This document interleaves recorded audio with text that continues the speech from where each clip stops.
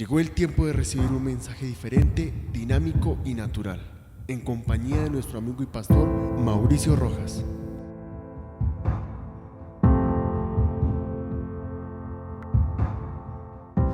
Queremos agradecerles a todas las personas que hoy nos permiten dirigirnos a través de este mensaje, una palabra de corazón a corazón, creyendo que la palabra de Dios transformará tu realidad. Familia, me encanta empezar con las frases. Una de ellas es la siguiente, espero la puedas memorizar. Alguien dijo que el perdón siempre implica sanidad, y la sanidad no es otra cosa que la experiencia de sentirse perdonado. Cuando hablamos de los milagros, de la sanidad, pues sencillamente me acuerdo del protagonista número uno de nuestras vidas, que es Jesús, y la manera como Él operaba y hacía milagros. Dijo alguien que básicamente se divide en 5 momentos cada vez que vemos la manera como Dios opera para revelar un milagro. La primera es que hay una persona enferma. La segunda es que esa persona enferma acude a Jesús. La tercera es que Jesús le pregunta si tienen fe. La cuarta es que el enfermo afirma su fe en Jesús. Y la quinta es que Jesús realiza una señal, algún gesto que trae la sanidad o la esperanza, la vida a la persona doliente. Ahora, hay un pasaje bíblico que particularmente me gusta porque sale como del contexto y como que esas reglas no las tiene en cuenta, porque vemos un diálogo entre Jesús y unos hombres que padecen de un virus, particularmente hablando. Y aquí, en medio de esta realidad, podemos ver cómo Dios quiere revelar 3 milagros en medio de un virus para transformar la vida de aquellos que han esperado el poder de una promesa. Tal vez tú eres de las personas que está esperando una promesa de parte de Dios, o que decidiste caminar bajo el poder de las promesas de Dios. La pregunta es, ¿y cuál es la más grande promesa que puede darle sentido a mi existencia o que puede transformar mi vida? Ok, antes de hablarte de esa gran promesa, quiero decirte que hay 3 milagros en medio de un virus que harán posible que te acerques y veas el sentido o la realidad de esa promesa. Para eso quiero invitarte, por favor, que me acompañes con tu Biblia. Aquí en producción aparece Lucas capítulo 17, versículo 12 en adelante. Vamos a ver todo el capítulo 17, pero quiero resaltar estos versículos. Dice así: y al entrar en una aldea, le salieron al encuentro 10 hombres con un virus llamado lepra, los cuales se pararon de lejos y le gritaron a Jesús diciendo: Maestro, ten misericordia de nosotros. Cuando él los vio, les dijo: id, mostraos a los sacerdotes. Y aconteció que mientras iban, obedientemente, fueron limpiados. Entonces uno de ellos, viendo que había sido sanado, volvió glorificando a Dios a gran voz.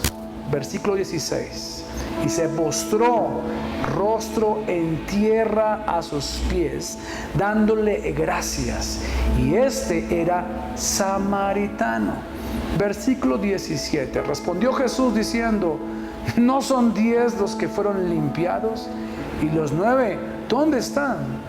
¿No hubo quien volviese y diese gloria a Dios sino este extranjero? Y le dijo al extranjero: levántate, vete, tu fe te ha salvado. Familia, este pasaje bíblico es muy conocido, es muy predicado, pero quise tomar este pasaje bíblico para resaltar 3 milagros en medio de un virus que van a transformar nuestra vida. Y cuando tu vida comienza a ser transformada, puedes caminar bajo la promesa de Dios. Por eso creo que es muy importante entender cuáles son esos 3 milagros que hacen posible que yo pueda caminar bajo la promesa de Dios, independientemente del virus. Ahora, lo interesante de este capítulo 17 del libro de Lucas es que la curación de los 10 leprosos ocupa particularmente el centro, está en el centro de la narración del capítulo 17. Ahora, del versículo 14 al 19, podemos ver como una sección inicial.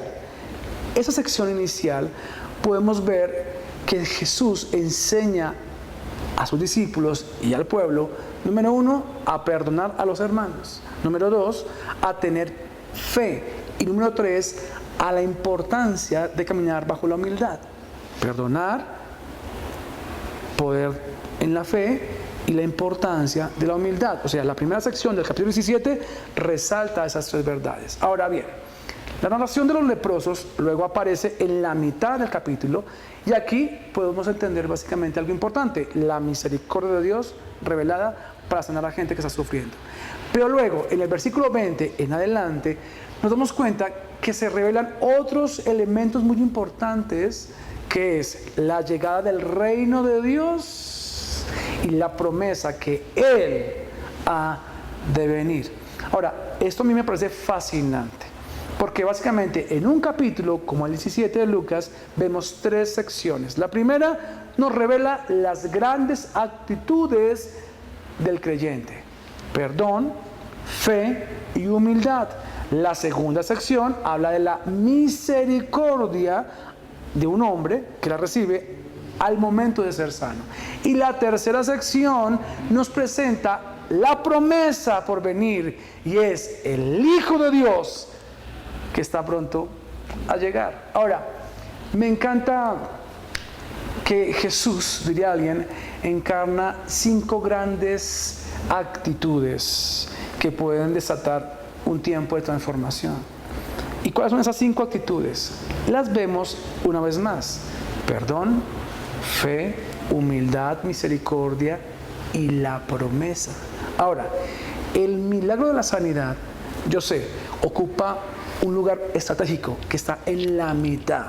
Del versículo 11 al 19, ahí está la segunda sección del milagro. Pero lo lindo de todo eso, y teniendo presente lo que te acabo de decir, aquí se revela el primer código que quiero que anoten ahí, el primer principio. Escúchenme: el que camina, escuchen esto, el que camina bajo una promesa debe ser auténtico. Te lo voy a repetir: el que camina bajo una promesa debe ser ¿qué? Auténtico. Ahora, ¿cómo hay que ser auténticos, pastor, para caminar bajo una promesa de parte de Dios? Pues aceptando el modelo de Jesús, perdonando, con humildad, con fe y con misericordia. Ahora, estas 4 señales, diría alguien, hacen que tú puedas caminar bajo la promesa. Y cuando tú caminas bajo la promesa, automáticamente provocarás milagros. ¿Sabes por qué? Porque fue la misericordia de Dios al ver a un hombre sufrir que provocó una respuesta para aquel que sufría. Pero no olvides que antes de ver ese milagro hay que ser auténticos. Antes de provocar una respuesta para alguien, hay que ser auténtico a sí mismo. Si no hay perdón en tu vida, si no hay fe en tu vida, si no hay humildad en tu vida, entonces muy seguramente no habrá misericordia. Y si no hay misericordia, ojo, no hay milagros. Y si no hay milagros, no habrán señales. Y si no hay señales, entonces ¿cómo poder caminar en las promesas de Dios? Familia, te lo voy a repetir una vez más. Si tú quieres caminar bajo las promesas de Dios, entonces las señales son importantes. Pero para que haya una señal, tiene que haber un milagro. Y lo que precede un milagro es la misericordia. Y para que seas misericordioso, tienes que ser alguien auténtico, donde la fe, la humildad, el perdón y la misericordia harán parte de tu vida. Es un juego de palabras, pero todas ellas están encapsuladas en la historia del libro de Lucas capítulo 17. Ahora, ¿quieres caminar bajo la promesa de Dios? Entonces, camina en la imagen de Jesús. Que sea Jesús tu modelo, tu inspiración. Perdona. Por favor, perdona. Ten fe. Sé humilde como Jesús. Misericordioso como Jesús. Y esto provocará sin lugar a dudas milagros tan grandes que harán que te encauces en las promesas de Dios. Y la más grande promesa que hoy quiero que te centres y puedas sentir en tu vida es que Cristo viene pronto. Si usted lo cree, digan amén, por favor, hagan así diciendo amén. Yo creo que Cristo viene pronto, o que pronto te irás con Él. Creo que la más grande promesa, el que camina bajo la promesa, diría alguien, tiene su visión en esa realidad. Cristo viene pronto, o pronto me voy con Cristo. Esa, creo yo, particularmente hablando, entre muchas promesas, es la más evidente. Así que si tú quieres caminar bajo una promesa, aleluya, caminar bajo la promesa, debes entender los 3 milagros que Dios está a punto de realizar en medio de este virus. Y antes de que te hable de esos 3 milagros, ojo, la más grande promesa, el que camina en esa más grande promesa, es porque tiene su convicción que Cristo viene pronto, o que pronto nos vamos con Cristo. Familia, mi pueblo, hoy te hablaré de 3 milagros en medio de un virus que te acercarán o te activarán, afirmarán tus pasos en medio de la promesa más grande que ha sentido en nuestras vidas, y es que Cristo viene pronto, o que pronto nos vamos con Cristo. Si recordamos la historia que estamos viendo del capítulo 17 de Lucas, el camino en Samaria y Galilea, dice la Biblia, que Jesús iba en esa ruta. Ahora, si tú ves el mapa, y aquí vamos a colocar el mapa, por favor, póngame el mapa, ahí está el mapa, muy bien. El mapa de Palestina, en el tiempo de Jesús, tenía 3 provincias. La del norte, en el norte estaba Galilea, en la región central estaba Samaria, y en el sur estaba Judea, es decir, la capital de Jerusalén. Ahora, Jesús emprendió un viaje hacia Jerusalén, y la ruta más corta, diría alguien, o más lógica o más rápida, era desplazarse por la mitad, es decir, por la provincia de Samaria. Pero en aquellos tiempos, aquella región no podía cruzarse con tanta seguridad. Era, escúcheme, muy, pero muy peligroso. ¿Saben por qué? Déjenme hablarles un poquitico de historia. Entre los judíos, es decir, los habitantes de Judea y los samaritanos, pobladores de Samaria, existía una enorme rivalidad, casi de odios, que provocaba conflictos y muchas muertes. Ahora, ¿de dónde provenía esa rivalidad? Ambos grupos profesaban religiones, sí, pero muy distintas. De hecho, en Galilea y Judá se practicaba el judaísmo, mientras que en Samaria se seguían distintos cultos provenientes de antiguas religiones orientales y, como muchos conocían, paganas. Además, cuando los asirios conquistaron a Samaria, se llevaron a esa población deportada, y había una distinción hasta racial básicamente brutal, llena de, no sé, influencias culturales desde el 722. O sea, casi 7 siglos de odios y diferencias no negociables en temas culturales, sociales, políticos y hasta religiosos. Y obviamente eso generaba odios no momentáneos, sino históricos. Y para completar esta historia, también habían diferencias económicas. Hágame el favor. Samaria era una zona muy rica, y diría alguien con más proyección comercial que Judea. No tenían desiertos, y tenían, diría alguien, el rico caudal del río Jordán.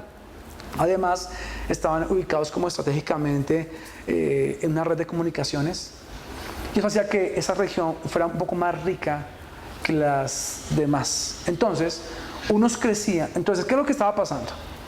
Unos crecían creyéndose la raza superior, como los escogidos de Dios, y los otros eran agrandados, o se sentían agrandados por tener plata. Así que las diferencias económicas, raciales, religiosas entre estas dos regiones daba lugar, en los tiempos antiguos, a constantes guerras y conflictos llenos de muerte. Ahora, ¿por qué narro esta pequeña historia o este contexto histórico? Porque Jesús, sin temores, se revela como el punto de unidad y de esperanza. Jesús no teme a las guerras. Jesús no le tiene miedo a los conflictos. Escúcheme, Jesús es la fuente del perdón. Jesús no ve distinción de raza. Somos hijos del mismo Padre por la fe.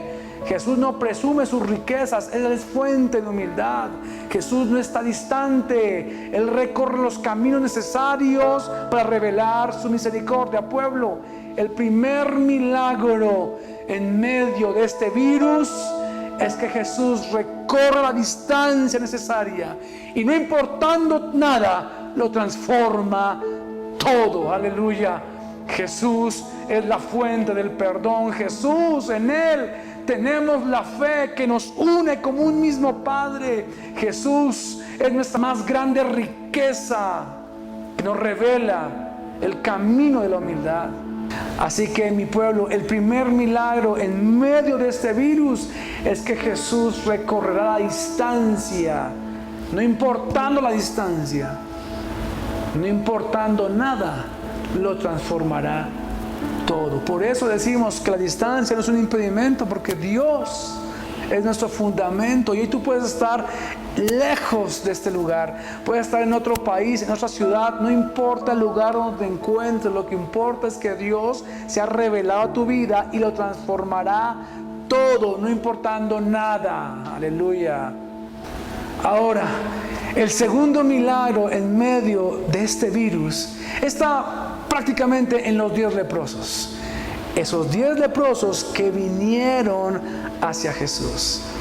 Pero permítanme hablarles un poquitico de la lepra, lo que investigué.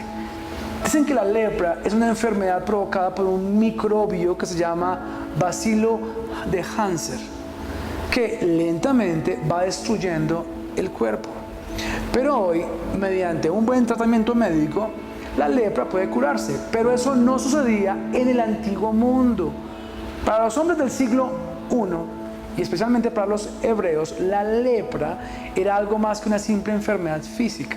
Representaba una maldición de Dios sobre el individuo que la padecía.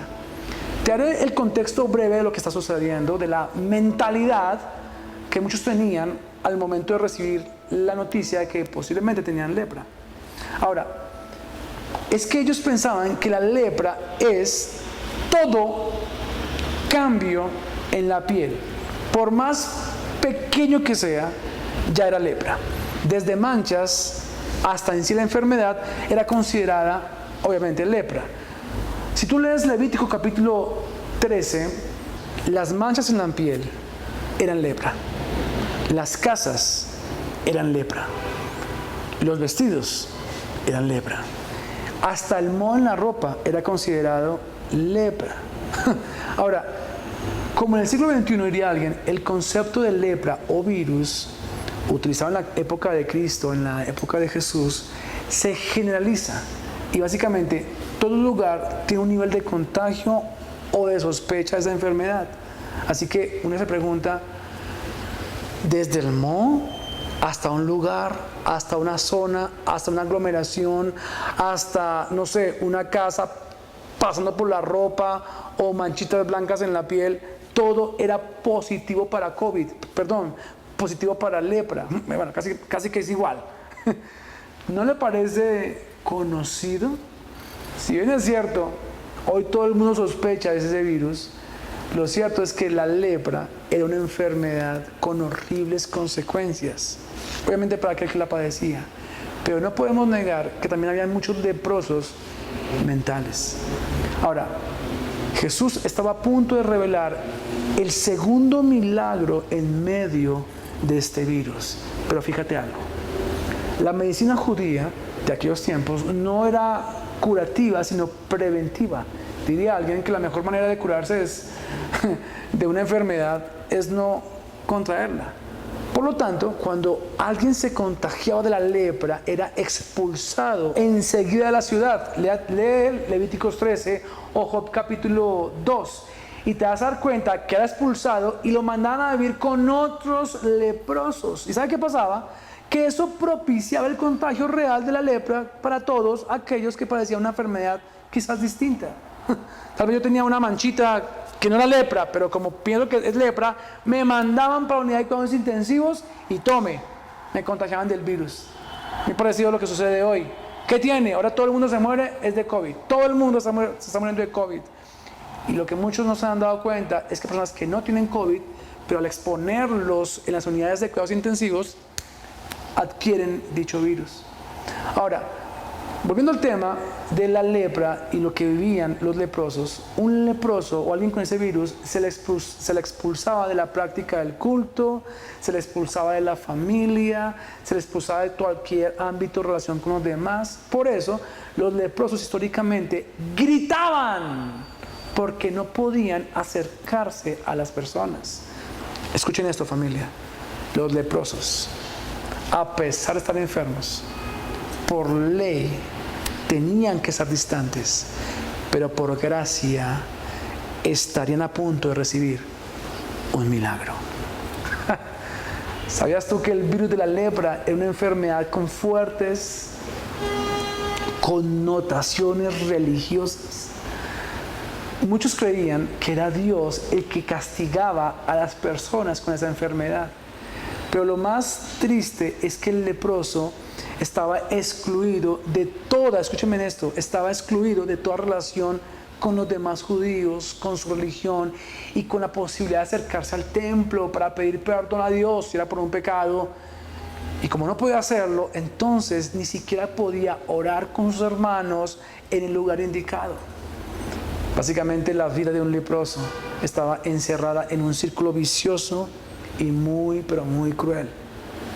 Por una parte, serían castigados por Dios, pero por otro lado, no podían pedir perdón, quizás por el pecado, porque no podían estar en el templo. Familia, cuando muchas veces están sacados de la iglesia, te diré algo, el Dios, el Señor de esa iglesia, irá a tu encuentro. Si volvemos a resaltar la historia o el padecimiento de un leproso, hoy quiero decirte algo. Ellos estaban sin salida y sin ninguna esperanza posible. Pero les diré algo. La única esperanza de curación que podía tener un leproso era la pronta venida de un Mesías. La única promesa que podía tener esa persona y que deseaba esa persona es que viniese un Salvador y transformase su vida. Así que el segundo milagro en medio de este virus es que nuestro Mesías viene pronto. Yo sé que las circunstancias son muy difíciles. Yo sé que todo alrededor puede ser oscuro, hostil o quizás con una incertidumbre, no lo sé. Pero al igual que muchos, reconocemos que nuestro segundo más grande milagro es que Jesús, nuestro Mesías, viene pronto. Recordemos en ese sentido las palabras que el mismo Jesús hablaba a sus discípulos diciéndole: los ciegos ven, los ojos andan y los leprosos quedarán limpios. Y esa manifestación del poder hace referencia a que el Salvador, la esperanza de gloria, visitará a aquellos que están en aflicción y dolor, que solamente es Jesús el que puede venir y transformar toda nuestra realidad. Si Cristo viene a tu vida, escúchame, nunca más serás el mismo. Pueblo, muchas veces, yo lo sé, en tu vida cristiana tienes una percepción lejana de Jesús. Le admiras como el gran maestro, como el gran líder, como el extraordinario. Pero en ocasiones, inclusive has pensado que el Evangelio es como una excelente doctrina a la moral. Pero casi siempre ves a Jesús de lejos y no de cerca. Algunos se conforman con contemplar la gloria, con contemplar la historia del Salvador, pero no con experimentarlo. Pero hoy creo que la promesa de Jesús mismo como Salvador es la que se revela diciendo que Él viene hacia ti. Jesús se está acercando para transformar tu vida. Ya no serás un espectador de la gloria, serás un protagonista de la gloria, porque Él, tu Salvador, viene por ti. Y Él es el único capaz de transformar de raíz el corazón de nuestra existencia. Si hoy gritas por las leyes, será su gracia la que responderá a tu llamado. Si acudiste a Dios por las formas, tendrás la respuesta directa. Llamaste la atención de Dios. Si crees que Dios son formas, te sorprenderás porque es más allá de eso. Si has gritado bajo la ley, Señor, ayúdame, ten misericordia, Maestro, de nosotros, esa ley que respetaste y contemplaste en la distancia, se baja del trono y viene al encuentro de ese hijo que ama, de esa mujer que me está viendo, ese hombre que me está viendo, de esa familia que me está viendo, para decirles: soy el que soy, vengo pronto, soy la respuesta y la esperanza para tu vida. Así que alguien diría que la distancia para Jesús no sea un impedimento para que en tu presente experimentes su presencia. Te lo repito, la distancia nunca será un impedimento para que en tu presente experimentes su presencia. Aleluya. Esto me parece tan bonito, familia. Los leprosos piden compasión a Jesús y Jesús se conmueve. Quizás ellos piensan que van a recibir de ese líder unas cuantas monedas o algo de comida para poder subsistir en medio de esa circunstancia tan difícil. Quizás los leprosos tienen una visión muy lejana de Jesús. Le contemplan como un líder más, como el gran líder, diría alguien de Palestina. Tal vez no esperan lo que recibieron, que cuando Jesús vino a sus vidas fueron transformadas. Por eso Jesús les manda a los sacerdotes y les dice: vayan y preséntense a los sacerdotes. Como decíamos antes, la lepra no era únicamente una enfermedad física, también implica una concepción religiosa y muchas veces mental. El sacerdote, si lo puedes leer bíblicamente en Levíticos, era el hombre que decidía si la enfermedad había desaparecido o si permanecía. Examinaba la piel del enfermo, observaba si producía algún cambio favorable y después... Ahora, lo interesante de esta historia bíblicamente es que los leprosos obedecen a Jesús y se dirigen donde están los sacerdotes, porque ellos son como los médicos del momento para decir quién o no, quién sí y quién no era sano.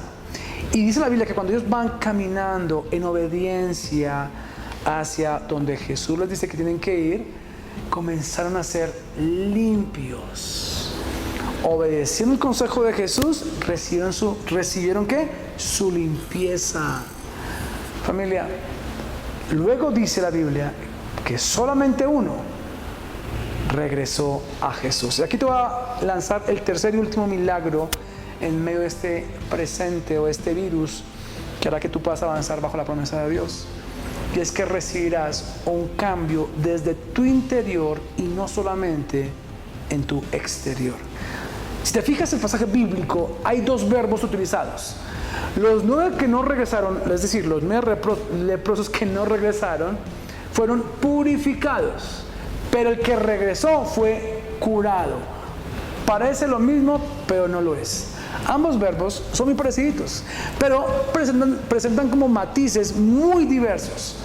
La acción de purificar indica un cambio externo, pero la acción de curar denota algo en tu interior, algo en la profundidad. Así que la purificación afecta solo lo periférico. La curación transforma la profundidad.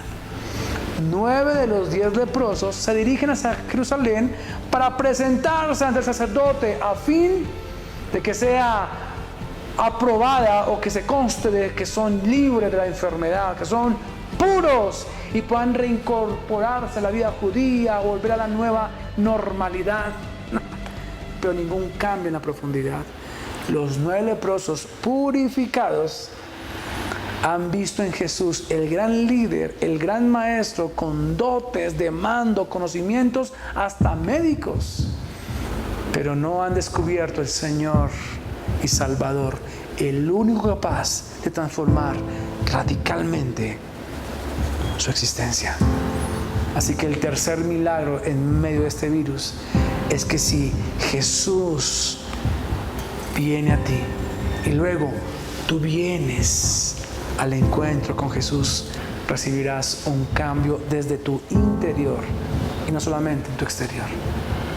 ¿Qué tal si hoy te unes a aquellos que se acercan a Jesús, así como Jesús se acercó a ellos, y permites que Él transforme no tu forma, sino tu esencia?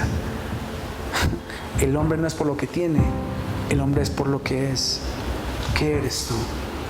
Un día Jesús le pregunta a Pedro: Pedro, dime quién eres, quién soy yo. Y Pedro le dice: tú eres Cristo, el Hijo de Dios viviente. Y Jesús le revela: ¿quién es Pedro? Y tú eres roca. Y sobre esta piedra edificaré mi iglesia. En la medida que tú conoces, aceptes que Dios se acerca a tu vida, entonces has demostrado que tu vida también se acerca a Dios. Y en ese orden de ideas recibirás una transformación desde tu interior que se verá reflejada en tu exterior. 3 milagros en medio de este virus para que puedas avanzar conforme a la gran promesa, y es que Cristo viene pronto, o que pronto te irás con Cristo. Número 1 es que Jesús está dispuesto a recorrer la distancia necesaria y, no importando nada, lo transformará todo. El segundo milagro en medio de este virus es que nuestro Mesías volverá pronto, o pronto te irás con Él. Y el tercer milagro en medio de este virus es que si vienes a Jesús, recibirás un cambio desde tu interior y no solamente en tu exterior.